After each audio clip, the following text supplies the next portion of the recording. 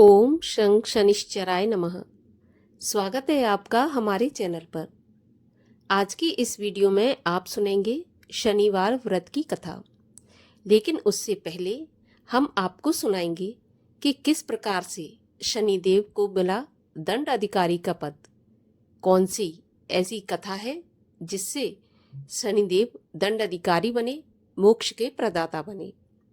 तो ऐसी ही रोचक कथाएं सुनने के लिए, सभी प्रकार की व्रत कथाएं सुनने के लिए और हमसे जुड़े रहने के लिए आपको हमारे चैनल को सब्सक्राइब करके बेल आइकन को प्रेस करके रखना है। और आज की कथा अच्छी लगे तो लाइक करना है और शेयर करना है। तो देखिए, शनि देव को दंड अधिकारी के रूप में जाना जाता है। नवग्रहों में सबसे श्रेष्ठ वरदान शनिदेव को मिला है कि शनिदेव ही सबसे श्रेष्ठ हैं और दंड अधिकारी भी हैं। साथ ही साथ मोक्ष प्रदान करने वाले भी शनिदेव को बताया गया है। तो शनिदेव को किस प्रकार से ये वरदान मिला, क्यों शनिदेव को ही दंड अधिकारी बनाया गया है, चलिए इस कथा के माध्यम से जानते हैं। शनिदेव को सूर्यपुत्र और कर्म फलदाता माना जाता है। इनको लेकर कई तरह की भ्रांतियां हैं। उन्हें मारक, अशुभ और दुख कारक माना जाता है। परंतु महर्षि कश्यप ने शनि स्तोत्र के एक मंत्र में सूर्यपुत्र शनिदेव को महाबली और ग्रहों का राजा बताया है। पौराणिक मान्यताओं के अनुसार एक बार शनिदेव ने भगवान शिव की भक्ति और तपस्या से नवों में सर्वश्रेष्ठ स्थान प्राप्त किया है। ऐसी मान्यता है कि भगवान सूर्य जब अपनी पत्नी छाया के पास पहुंचे तो सूर्य के प्रकाश और तेज से उनकी पत्नी छाया ने आंखें बंद कर लीं। उनके इस व्यवहार से छाया को काले पुत्र शनिदेव की प्राप्ति हुई। शनिदेव के श्याम वर्ण को देखकर सूर्य ने छाया पर आरोप लगाया कि शनि मेरा पुत्र नहीं है। इसीलिए शनिदेव अपने पिता पर क्रुद्ध हो गए। तभी से शनि और सूर्य की युति शुभ नहीं मानी जाती। कहा जाता है कि सूर्य और शनि में हमेशा बैर बना रहता है। शनिदेव ने भगवान शंकर की घोर तपस्या की और शरीर को बहुत जला लिया। भगवान शंकर ने शनिदेव की भक्ति से प्रसन्न होकर उन्हें वरदान मांगने को कहा। तब शनिदेव ने वरदान मांगा कि युगों युगों से मेरी माता छाया हमेशा हारती रही है, उनकी पराजय होती रही है। मेरी माता पिता सूर्य से लगातार प्रताड़ित हो रही हैं। इसलिए मैं तो ये चाहता हूँ कि मैं अपने पिता से ज़्यादा पूजनीय बनूं और उनका अहंकार टूट जाए। तब भगवान शिव ने शनिदेव को वरदान दिया कि तुम नवग्रहों में सर्वश्रेष्ठ होगे। तुम पृथ्वी लोक के न्यायाधीश और दंडाधिकारी रहोगे। तुम ही लोगों के कर्मों के अनुसार न्याय और दंड दोगे। तो इस प्रकार अपनी तपस्या से शनिदेव ने भगवान शिव से दंड अधिकारी का वरदान प्राप्त किया था और तभी से पृथ्वी लोक पर ही नहीं, तीनों लोकों में देवता, असुर, मनुष्य, इन पर न्याय हमेशा शनिदेव ही करते हैं। अच्छे बुरे कर्मों के अनुसार शनिदेव दंड देते हैं और न्याय करते हैं। तभी से भगवान शिव की कृपा से शनिदेव को दंड अधिकारी माना गया है। और चलिए अब सुनते हैं शनिवार व्रत की कथा। एक समय की बात है। सूर्य, चंद्रमा, मंगल, बुध, बृहस्पति, शुक्र, शनि, राहु और केतु, इन सभी ग्रहों में आपस में झगड़ा हो गया कि हम सब में से बड़ा कौन है। सब अपने आप को बड़ा कहते थे, पर आपस में जब कोई निश्चय नहीं हो सका तो सबके सब आपस में झगड़ते हुए इंद्र के पास गए और कहने लगे कि आप सब देवताओं के राजा हो, इसलिए आप हमारा न्याय करके हमें बताओ कि हम 9 ग्रहों में से सबसे बड़ा कौन है। राजा इंद्र इनका प्रश्न सुनकर घबरा गए और कहने लगे कि मुझ में इतना सामर्थ्य नहीं है जो किसी को बड़ा या छोटा बताऊं। मैं अपने मुख से कुछ नहीं कह सकता। हाँ, एक उपाय बता सकता हूँ। इस समय पृथ्वी पर राजा विक्रमादित्य दूसरों के दुखों का निवारण करते हैं, इसलिए तुम सब मिलकर उन्हीं के पास जाओ, वही तुम्हारे दुखों का निवारण करेंगे। ऐसा वचन सुनकर सभी ग्रह देवता चलकर भूलोक में राजा विक्रमादित्य की सभा में जाकर उपस्थित हुए और अपना प्रश्न राजा के सामने रखा। राजा उनकी बात सुनकर बड़ी चिंता में पड़ गए कि मैं अपने मुख से किसको बड़ा और किसको छोटा बताऊं। जिसको भी छोटा बताऊंगा वही क्रोध करेगा। परंतु उनका झगड़ा निपटाने के लिए राजा विक्रमादित्य ने एक उपाय सोचा। उन्होंने सोना, चांदी, कांसा, पीतल, शीशा, रांगा, जस्ता, अभ्रक और लोहा, इन 9 धातुओं के 9 आसन बनवाए। सब आसनों को क्रम से, जैसे कि सोना सबसे पहले और लोहा सबसे बाद में, इस तरह से बिछवा दिया। इसके पश्चात राजा ने सब ग्रहों से कहा कि आप सब अपने अपने सिंहासनों पर बैठ जाइए। जिसका सिंहासन सबसे आगे है वह सबसे बड़े, और जिसका आसन सबसे पीछे है वह सबसे छोटा जानिए। क्योंकि लोहा सबसे पीछे था और यह शनिदेव का आसन था, इसलिए शनिदेव ने समझ लिया कि राजा विक्रमादित्य ने मुझको सबसे छोटा बना दिया। इस पर शनि को बड़ा क्रोध आया और कहा कि राजा, तू मेरे पराक्रम को नहीं जानता। सूर्य एक राशि पर 1 महीना, चंद्रमा 2.25 महीना 2 दिन, मंगल 1.5 महीना, बृहस्पति 13 महीने, बुध और शुक्र 1 महीने, परंतु मैं एक राशि पर 2.5 अथवा 7.5 साल तक रहता हूँ। बड़े बड़े देवताओं को भी मैंने भीषण दुख दिया है। राजन सुनो, राम जी को 7.5 आई और वनवास हो गया, और रावण पर आई तो राम और लक्ष्मण ने सेना लेकर लंका पर चढ़ाई कर दी और रावण के कुल का विनाश कर दिया। हे राजा, अब तुम सावधान रहना। राजा कहने लगा, जो कुछ भाग्य में होगा देखा जाएगा। उसके बाद अन्य ग्रह तो प्रसन्नता के साथ चले गए, परंतु शनिदेव बड़े क्रोध के साथ वहां से पधारे। कुछ काल व्यतीत हो जाने पर जब राजा को 7.5 की दशा आई तो शनिदेव घोड़ों के सौदागर बनकर अनेक सुंदर घोड़ों के सहित राजा की राजधानी में आए। जब राजा ने सौदागर के आने की खबर सुनी तो अश्वपाल को अच्छे अच्छे घोड़े खरीदने की आज्ञा दी। अश्वपाल ऐसी अच्छी नस्ल के घोड़े देखकर और उनका मूल्य सुनकर चकित हो गया और तुरंत ही राजा को जाकर सूचना दी। राजा ने उन घोड़ों को देखकर एक अच्छा सा घोड़ा चुनकर सवारी के लिए उस घोड़े पर बैठ गया। राजा के घोड़े की पीठ पर चढ़ते ही घोड़ा जोर से भागा। घोड़ा बहुत दूर एक बड़े जंगल में जाकर राजा को छोड़कर गायब हो गया। इसके बाद राजा अकेला जंगल में भटकता फिरता रहा। कुछ देर के बाद राजा ने भूख और प्यास से दुखी होकर भटकते भटकते एक ग्वाले को देखा। ग्वाले ने राजा को प्यास से व्याकुल देखकर पानी पिलाया। राजा की उंगली में एक अंगूठी थी तो राजा ने उसे निकालकर खुशी खुशी उस ग्वाले को दे दी और शहर की ओर चल दिया। राजा शहर में पहुंचकर एक सेठ की दुकान पर जाकर बैठ गया और अपने आप को उज्जैन का रहने वाला तथा अपना नाम बीका बताया। सेठ ने उसको कुलीन मनुष्य समझकर जल इत्यादि पिलाया।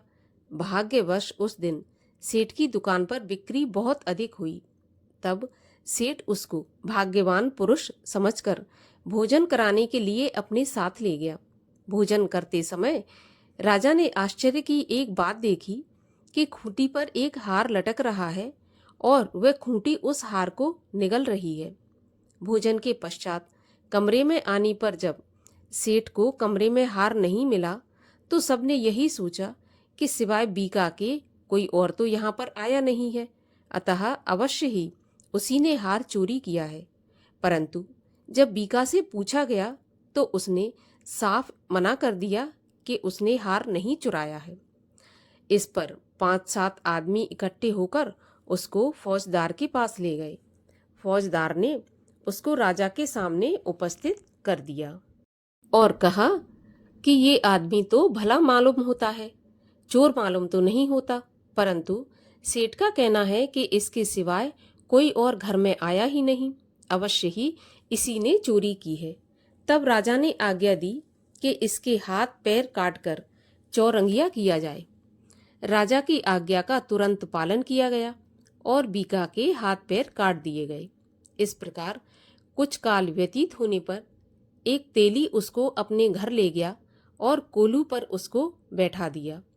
बीका उस पर बैठा हुआ जुबान से बैल हाँकता रहा। शनि की दशा समाप्त हो गई और एक रात को वर्षा ऋतु के समय वह मल्हार राग गाने लगा। उसका गाना सुनकर उस शहर के राजा की कन्या उस राग पर मोहित हो गई और दासी को खबर लेने के लिए भेजा कि देखो शहर में कौन गा रहा है। दासी सारे शहर में फिरती फिरती क्या देखती है कि तेली के घर से चौरंगिया गा रहा था। दासी ने महल में आकर राजकुमारी को सारा वृत्तांत सुना दिया। बस उसी क्षण राजकुमारी ने अपने मन में ये प्रण कर लिया कि चाहे कुछ भी हो जाए, इस चौरंगिया के साथ ही विवाह करूंगी। प्रातःकाल होते ही जब दासी ने राजकुमारी को जगाना चाहा तो राजकुमारी अनशन व्रत लेकर पड़ी रही। तब दासी ने रानी के पास जाकर राजकुमारी के न उठने का वृत्तांत कहा तो रानी ने तुरंत ही वहां पर आकर राजकुमारी को जगाया और उसके दुख का कारण पूछा। तो राजकुमारी ने कहा कि माताजी, मैंने यह प्रण कर लिया है कि तेली के घर में जो चौरंगिया है उसी के साथ विवाह करूंगी। माता ने कहा, पगली, यह क्या बात कर रही है? तेरा विवाह तो किसी देश के राजा के साथ किया जाएगा। तब कन्या कहने लगी कि माताजी, मैं अपना प्रण नहीं तोड़ूंगी। माता ने चिंतित होकर यह बात राजा को बताई। जब महाराज ने भी आकर यह समझाया कि मैं अभी देश देशांतर में अपने दूत भेजकर सुयोग्य, रूपवान और बड़े से बड़े गुणी राजकुमार के साथ तुम्हारा विवाह करूंगा, ऐसी बात तुमको सपने में भी नहीं सोचनी चाहिए। तब कन्या ने कहा, पिताजी, मैं अपने प्राण त्याग दूंगी परंतु किसी दूसरे से विवाह नहीं करूंगी। इतना सुनकर राजा ने क्रोध से कहा कि यदि तेरे भाग्य में ऐसा ही लिखा है तो जैसी तेरी इच्छा हो वही कर। राजा ने तेली को बुलाकर कहा कि तेरे घर में जो चौरंगिया है उसके साथ मैं अपनी कन्या का विवाह करना चाहता हूँ। तेली ने कहा, महाराज, ये कैसे हो सकता है? कहाँ आप हमारे राजा और कहाँ मैं एक नीच तेली। परंतु राजा ने कहा कि भाग्य के लिखे को कोई नहीं टाल सकता, अपने घर जाकर विवाह की तैयारी करो। राजा ने उसी समय तोरण और बंधनवार लगवाकर अपनी राजकुमारी का विवाह चौरंगिया बना विक्रमादित्य के साथ कर दिया। रात्रि को जब विक्रमादित्य और राजकुमारी महल में सोए तो आधी रात के समय शनिदेव ने विक्रमादित्य को स्वप्न दिया कि राजा, कहो, मुझको छोटा बताकर तुमने कितना दुख उठाया। तब राजा ने क्षमा मांगी और शनिदेव ने प्रसन्न होकर विक्रमादित्य को हाथ पैर वापस दे दिए। तब राजा ने कहा, महाराज, मेरी एक प्रार्थना स्वीकार करें कि जैसा दुख आपने मुझे दिया है ऐसा किसी और को नहीं देना। तब शनिदेव ने कहा कि तुम्हारी यह प्रार्थना स्वीकार है। जो मनुष्य मेरी कथा सुनेगा या कहेगा उसको मेरी दशा में कभी भी किसी प्रकार का दुख नहीं होगा, और जो नित्य ही मेरा ध्यान करेगा या चींटियों को आटा डालेगा उसके सभी मनोरथ पूर्ण होंगे। इतना कहकर शनिदेव अपने धाम को चले गए। राजकुमारी की आंख खुली और उसने राजा के हाथ पांव सलामत देखे तो आश्चर्य को प्राप्त हुई। उसको देखकर राजा ने अपना समस्त हाल कहा कि मैं उज्जैन का राजा विक्रमादित्य हूँ। यह बात सुनकर राजकुमारी अत्यंत प्रसन्न हुई। प्रातःकाल राजकुमारी से उसकी सखियों ने पूछा तो उसने अपने पति का सारा वृत्तांत कह सुनाया। तब सबने प्रसन्नता प्रकट की और कहा कि ईश्वर ने आपकी मनोकामना पूरी कर दी। जब उस सेठ ने यह बात सुनी तो वह विक्रमादित्य के पास आया और राजा विक्रमादित्य के पैरों में गिरकर क्षमा मांगने लगा कि आप पर मैंने चोरी का झूठा आरोप लगाया, अतः आप मुझको जो चाहें वो दंड दें। तब राजा ने कहा कि मुझ पर शनि देव का प्रकोप था, इसी कारण यह सब दुख मुझको प्राप्त हुआ। इसमें तुम्हारा कोई दोष नहीं है। तुम अपने घर जाकर अपना काम करो। तब सेठ बोला कि मुझे तभी शांति मिलेगी जब आप मेरे घर चलकर प्रीतिपूर्वक भोजन करेंगे। राजा ने कहा कि जैसी आपकी इच्छा हो। सेठ ने अपने घर जाकर अनेक प्रकार के सुंदर भोजन बनवाए और राजा विक्रमादित्य को प्रीति भोज कराया। जिस समय विक्रमादित्य भोजन कर रहे थे, तब एक अत्यंत आश्चर्य की बात सबको दिखाई दी कि जो खूंटी पहले हार निगल रही थी, वही खूंटी अब हार उगल रही है। जब भोजन समाप्त हो गया तो सेठ ने हाथ जोड़कर बहुत सी मोहरें राजा को भेंट की और कहा कि मेरे श्री कंवर नाम की एक कन्या है, आप उसका पाणी ग्रहण करें। इसके बाद सेठ ने अपनी कन्या का विवाह राजा के साथ कर दिया और बहुत सा दान दहेज आदि दिया। इस प्रकार कुछ दिनों तक वहां पर निवास करने के पश्चात विक्रमादित्य ने उस शहर के राजा से कहा कि अब मेरी उज्जैन जाने की इच्छा है। फिर कुछ दिन के बाद विदा लेकर राजकुमारी मनभावनी और सेठ की कन्या श्री गौरी तथा दोनों जगह के दहेज में प्राप्त अनेक दास दासी, रथ और पालकियों सहित राजा विक्रमादित्य उज्जैन की तरफ चल पड़े। जब शहर के निकट पहुंचे और शहर वासियों ने राजा के आने का समाचार सुना तो समस्त उज्जैन की प्रजा अगवानी के लिए आई। तब बड़ी प्रसन्नता के साथ राजा अपने महल में पधारे। सारे शहर में बड़ा भारी महोत्सव मनाया गया और रात्रि को दीपमाला भी की गई। दूसरे दिन राजा ने शहर में यह सूचना कराई कि शनि देवता सभी ग्रहों में सबसे ऊपर हैं। मैंने इनको छोटा बताकर बहुत बड़ी गलती की, इसी से मुझको यह दुख प्राप्त हुआ।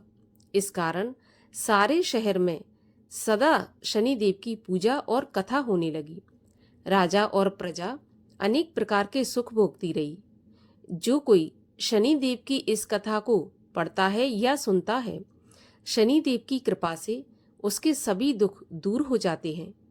शनिवार की कथा को शनिवार के दिन अवश्य पढ़ना या सुनना चाहिए।